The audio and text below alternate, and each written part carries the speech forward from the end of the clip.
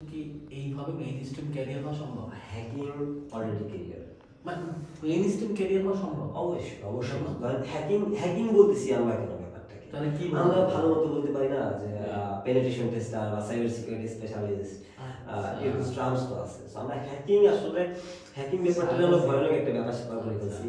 So আছে না, মানুষের তো খারাপ দিক ভালো দিক থাকে। মানুষ তো আসলে একটা জিনিস শেখার পর যে সে সবকিছু ভালো কিছু করবে, ব্যাপারটা তো এরকম না।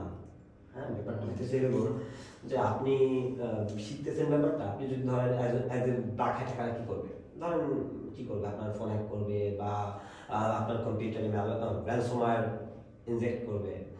করার পর হচ্ছে আপনার র্যানসমওয়্যার যখন আপনার কম্পিউটারটাকে মানে একদম শেষ করে দেবে বা আপনার ডেটাগুলো নিয়ে নেবে, তখন আপনার কাছে একটা র্যানসম চাবে বা মুক্তিপণ চাবে।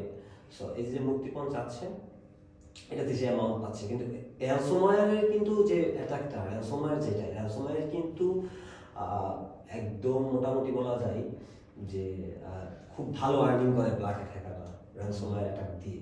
যেটা হচ্ছে ধরেন